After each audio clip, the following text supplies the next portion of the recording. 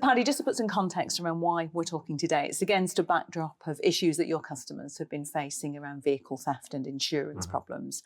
And of course, I'm not a Jaguar Land Rover employee, I'm an independent journalist. And you've said today that I can ask any questions that I feel your customers may want to put to you, yeah? Yep, of course. You ready? Yeah, absolutely, let's do it. The vehicle theft is having a big impact on insurance. So let's turn to that now. I mean, I myself know anecdotal stories of owners who have been forced to sell their cars because they perhaps can't get insurance, or their quotes are coming in suddenly at many, many multiples of the price their premiums used to be.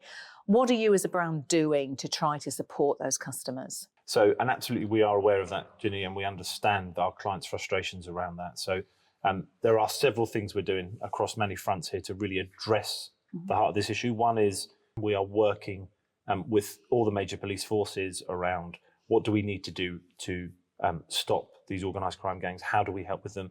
And we're working with the police forces around how do we support and invest in helping them control theft, control the ports, and understand and stop the ability for these organised crimes to do things. We're engaging with the insurance industry at large, sharing the data. It's really important they understand the theft data that we're seeing, the number of thefts that are happening. When you look at our newest products, the theft rates are incredibly low. So Range Rover at 0.08 and Range Rover Sport at 0.1%. These are incredibly low theft rates. Our cars are incredibly secure. So we need to give the insurance industry confidence in that, and we're working with them so they understand and they can see that data and have the confidence to write a product. And we've also launched our own insurance product. So we now have a Land Rover Insurance and a Jaguar Insurance product to help our clients able to get a competitive quote to keep themselves mobile. Okay, Paddy, I'm going to talk about the insurance in a minute, but I just want to pick you up on those two figures that you mentioned, the 0.01 and 0.08. 0.08 and 0.1. That's the way, that's good. I mean, figures like that sound great, but without some context around them, they don't really mean too much. Can you give me context about how that compares? Yeah, of course. I guess it's important that the kind of industry averages and those stats are not things that we can publicly declare, but when we look at those stats, when we look at those comparisons compared to what we've known in the past, and when we look at industry norms and averages, they are significantly lower than the past and those industry norms and averages. Why are your products so attractive to those looking to steal cars? At the root of this is organised criminal gangs. These organised gangs are pursuing highly valuable targets. We have great brands with great product that is highly desirable. Therefore, these gangs target our products, okay? These gangs, these criminal gangs out the end of this, they are not opportunists. They are well organised, highly funded, who are looking for the best possible return from their activities. I mean, to be fair, Paddy, there are an awful lot of desirable luxury cars out there. Is it not that your cars are just easier to steal? I think that's a challenging but fair question, Ginny, and the answer to that is no, they're not easier to steal. So our vehicles have been recognised by Thatcham, the UK's leading automotive specialist around security, that we have industry-leading security features in our vehicles. Our vehicles are not easier to steal. It's the desirability that these gangs are well funded to go after and attack and challenge and take our vehicles. So Paddy, what about owners of older vehicles? Because of course a lot of the enhancements and focus has been on those from 2018 onwards. And there's a feeling, probably quite rightly among some owners, that you're not perhaps giving them the attention that they need. Yeah, fair question, Ginny. I think it's important to acknowledge the software enhancements we're doing on the 2018 to 2022 is to tackle those vehicles where we have seen the higher theft rates and improving the security of those vehicles. And once we have applied the software enhancement to those vehicles are protected from keyless theft entry. For older models, we're actively working on what solutions can we deploy. So our engineering team, our security teams are all assessing what is the software enhancements or other hardware enhancements we can make to those older vehicles. As and when we've got that ready, we will contact all of the owner of those vehicles to come into their local retailer to understand what we can do to help protect their vehicles. I think what's really important is that, and our security team talk about this a lot, is that we just make sure all of our clients are doing the basics really well, making sure we're double locking the car. So that makes sure they are fully securing their vehicle. So that ensures the alarm is fully activated by double pressing the buttons. And we do know from a significant proportion of recovered vehicles from theft that often they are unlocked at point of theft. So double locking the car is really important. Use of our In Control app is really important as well. So therefore clients can monitor their vehicle while they're away from it. So they can remote lock their vehicle. And we have Guardian mode on our apps as well, which will advise a client if they've left it unlocked, the app will notify them they've left their car unlocked and therefore they can lock it. Okay, let's turn to some specifics now. So cars that have been built between 2018 and 2022 are the most effective. And you did a recall, a security enhancement update. How many cars have had this security update? Where are you with that now? Yeah, good question. First thing I'd like to say is it's not a recall. So really important point. This is about us. This is a software enhancement to help our clients improve the security of their vehicles. It is not a recall. Isn't that just language? Isn't that just like really, you say potato, I say potato? No, it's not, because I think it's an important point to qualify. It's not a recall. This is a complementary update to improve the security of our clients' vehicles. And this is part of a multi-million-pound investment, well over £10 million for us to upgrade the security of our older vehicles. And as I said earlier, this is around security that was not available, or software that was not available at the time the cars were built, that is now available, that we've developed, that we can apply back to those vehicles to improve the security of those vehicles. And our statistics show once that enhancement is applied, these cars are not stolen through a keyless attack. So where are you at with that rollout of that enhancement? Yeah, so we're doing it in phases. So we're doing it so we can manage it through with our clients, make sure we can do it in a responsible way and also in a proactive way. So with the first phase we launched, which was for old model Range Rover and old model Range Rover Sport, we're just shy of 80% complete on that. About 6 months ago, we launched the next phase. So we're about halfway through that, which is some of our other models.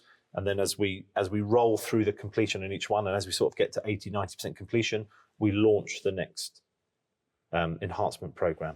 But clearly what we're targeting is when we look at the theft of data and our client information around insurability, let's target those vehicles where either the thieves have been targeting them or where the insurance industry is less inclined to insure the product, and that's also postcode based. So we'll look at where the hotspots are, and then we target the clients there to protect them as fast as possible. Okay, that makes sense. And do you have a date that you're all working to when all of those vehicles will have had the enhancement?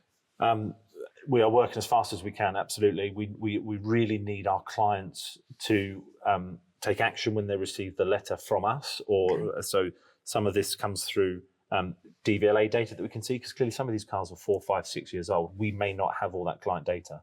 So we can write to them once and ask them to come in and complete, but we really need our clients to come and get that complementary software update. It does improve the security of their vehicles. It does protect them and their vehicle. But you will confirm to owners that right now there are people, engineers within Jaguar Land Rover, who are actually looking at, are there ways that you can help to support them, and are there options for them as well? 100% we are doing that. Okay, let's talk about the insurance cover that you've launched as Jaguar Land Rover across your models. Just to explain how that's going to help the situation. So really it's designed to help our clients achieve a quote if they were unable to get a quote, but of course they can come to us in the first instance as well. It's to cover our Range Rover, Defender, Discovery and Jaguar branded vehicles. It is particularly aimed at our Range Rover clients who we know have been challenged to get insurance in some instances. We launched it in October 2023, and clearly we've seen activity ramp up significantly. So well over 8,500 quotes now. December alone was 3,500 quotes. So we're seeing the number of quotes we're offering to clients increase significantly as the program launches and gathers momentum. And the product brings lots of benefits. It's not just a standard insurance product. It is a Land Rover or Jaguar insurance product, and with that brings the guarantee of our genuine parts, our approved body shops, like-for-like courtesy vehicles in the event of an accident or being off the road. So we make sure that the insurance offer is aligned to what we want our product offering to be. So it takes care of the client in the unlikely event of anything unfortunate happening. It sounds very thorough. Yep. Is it affordable? Is it competitive? So from the quotes we've seen, the average premium, so it's a monthly subscription-based product, it's less than £200 a month. Okay. So we believe that for the cover and all that it entails and the reassurance and peace of mind it gives our clients, that does represent good value. It doesn't, however, take much research to find customers who have been unable to get a quote through your own insurance. And understandably, they have frustrations about that. Why is this happening? So a lot of it, great question again, Ginny, and I think if I was a client, I'd be challenging us on the same point. This is a new product for us. We are learning all the time.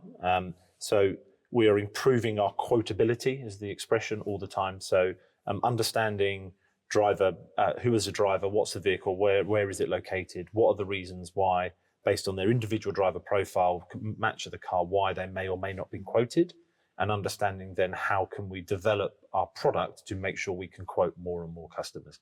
But you fundamentally have a mix of variables of driver history, vehicle location, that all play into assessment around insurance. So there are some people who will still slip through the net and will find their vehicles difficult to insure or impossible to insure. And that's the case for us and for many other people. So despite the fact that you have launched JLR Insurance, there are still customers who may find it impossible to insure their vehicle.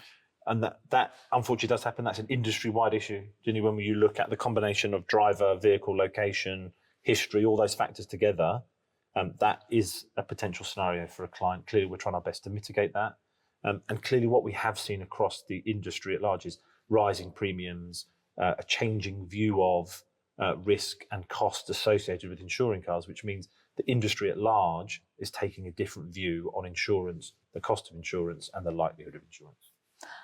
Why do you think that JLR is really being hit hard by this? Because just anecdotally, I was insuring a vehicle for a job that I was doing recently, and there was a clause on there right at the top of the policy that said if my vehicle was a Land Rover or a Range Rover over a certain value, there would be an additional premium that I would have to pay if I had an accident. I've never seen that before. So what is it about your cars that are making insurers so wary? And again, fair challenge, uncomfortable challenge, but fair challenge. It's when you look at the historic theft data.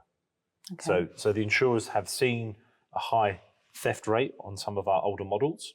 That theft rate is significantly dropping.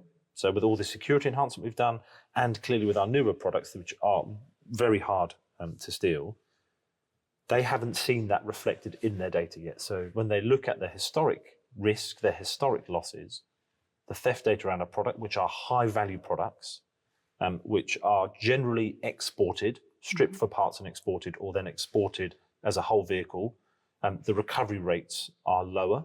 So therefore their costs of insuring and writing off that car becomes higher. So we make up a higher proportion of their risk and their losses. And therefore when they look at their book going forward, is that a risk they're prepared to take? Clearly we're working with them to demonstrate that risk, that historic risk, is no longer present, and we're building their trust around that, and we're sharing the data, as I mentioned earlier, and clearly with our own product as well, we're investing and showing we have enough confidence in our own product as well. And how confident are you that that school of thought is going to change?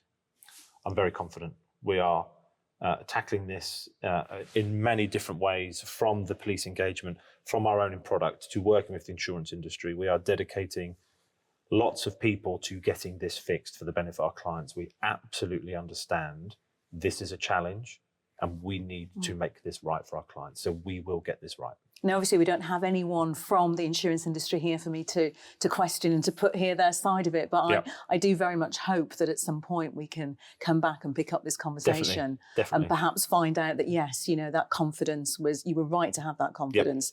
But this is a real priority for you personally. Absolutely.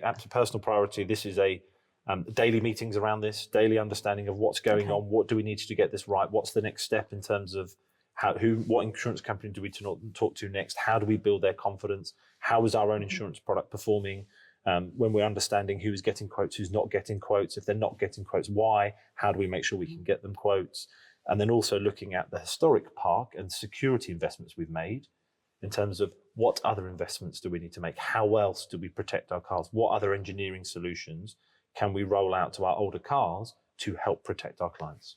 Paddy, one of the questions that comes up time and time again from customers and consumers generally is about keyless entry.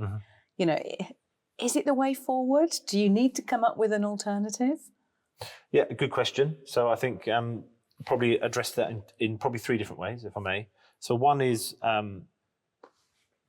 having keyless entry, the ability to walk up, they're great convenience factors for our clients. So the ability to have your keys in your pocket and not have to pull them out. Our clients enjoy not having to get their keys out and use the keys.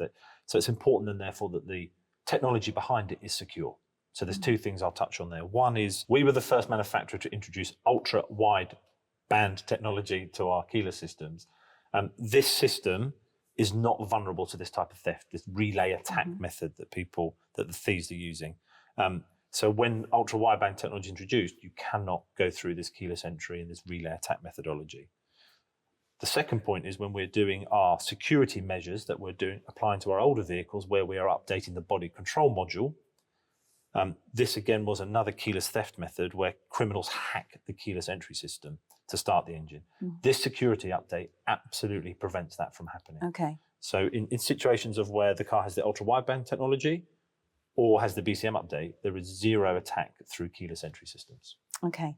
And you've been investing in this, have you? How much have you invested? So the historic part, we spent well over £10 million in developing the software and deploying that software to our clients. Is it enough? We'll continue to spend and invest where we need to solve our clients' problems, to improve the security of our vehicles. I mean, you've just outlined to me there two very common ways that, of course, criminal gangs are stealing and targeting high-value vehicles. Yep. These people are incredibly sophisticated. You know, if they want the vehicles, they will find ways. What are you doing to make sure that as a group you keep ahead, to make sure that you can keep up with them? Absolutely, fair challenge. So again, multifaceted as you would expect. So we work really closely with the police, the various police forces across the UK, and we have a dedicated team in our security function who have relationships with the police, so we can understand when one of our cars is stolen, we get to see that car, we get to visit and understand why it was stolen, and therefore understand is there something we can learn from? How do we understand, is that an engineering, is that a software update? How can we help prevent that? So you've invested heavily, but of course, as you say, it's criminal gangs that are behind so much of this, and these gangs are incredibly sophisticated. And if they want the vehicles, they're highly desirable, they're going to do their best to get them. What are you doing as a brand to make sure that, yes, you've implemented these measures, but you're aware of what might be coming next? So yeah, again, great question.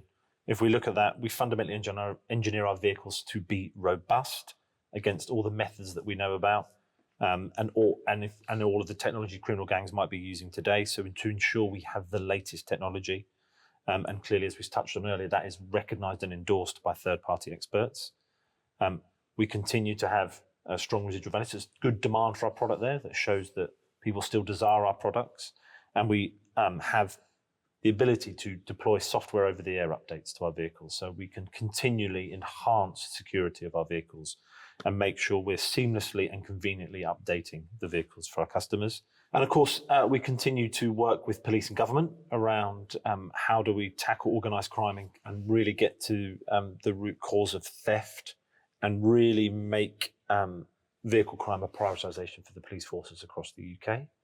We're actively looking at how do we fund additional resource into the police to help mitigate and fight against organised crime and around port control.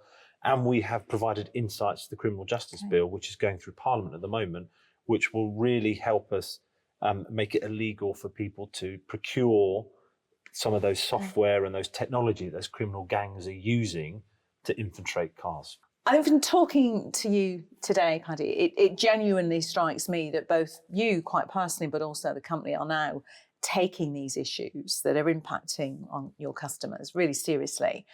But this has been going on for years and years. I mean, I've reported on this issue many, many times before. Are you guilty of not having done enough in the past? That's a great and tough question. Do we take this seriously? Absolutely. So am I personally committed? Is the team personally committed? Yes. Do we have the full attention of the JLR board? Absolutely. And we have the funding and resource to fix this for our clients.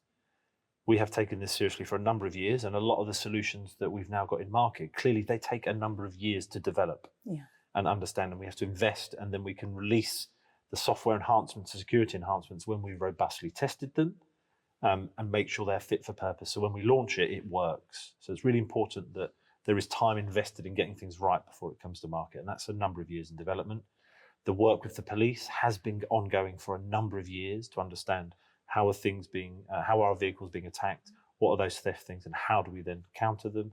And absolutely, the engineering and the work we do at Thatcham, that has been going on for a number of years around how do we make sure the security of our vehicles is industry leading. Okay. What would you say to customers out there? And let's face it, you have an incredibly loyal customer base. You know, you really do. But what would you say to customers who perhaps now are thinking, well, I don't know if I might try a different brand next time. I'm not sure if I want these issues, if I want to pay premiums that are that high. What would you say to them? I would say understand their challenge. I would ask them to talk to their local retailer, talk to the teams they have the relationship with, understand our latest brands and products, how that product works for them, and how the work we're doing with insurance and our own insurance product will make sure that the whole ownership package is attractive to them. Because I'm confident, you know, we've got great brands, we've got great products, they really work for our clients, and we will make sure that they have the ability to access those products more and more again in the future. Okay, I'm going to start to wrap this up now, but I'm just interested to know from your point of view, what next? What are your next steps, I guess, both personally and also as a company? So I guess they're both intertwined, quite frankly. So we have a daily kind of management control around this. What are the statistics? What's happening? How do we work this through? So again, we look across all those measures. So if we look at our insurance product, how many quotes are we generating each day? How many customers are taking those quotes up? Where haven't we quoted? Why haven't we quoted? And then working with the insurance team to improve the quotability of our product. So that's a daily discipline. Looking at the rollout of our security enhancements, again, daily discipline. How many clients have had the security enhancement completed today? How many are ready to go again? How do we make sure we're continuing to invite clients in and encouraging more and more clients to come in and have that security enhancement updated? And really continuing to work on reassuring our clients around the security of our vehicles, continuing to work with the insurance industry around the security of our vehicles, and using data to demonstrate the kind of the fact that our vehicles are not getting stolen and they are an insurable product and they are things that we need to make sure our clients can enjoy. Okay, Paddy, thanks for joining me today. Thanks for being so candid as well and for letting me put any questions I wanted to you. I'm sure that I will have missed some questions. If there are questions that you have, put them in the comments below. And I'm sure that Paddy or some of the team at Jaguar Land Rover will come back to you. But thanks for watching.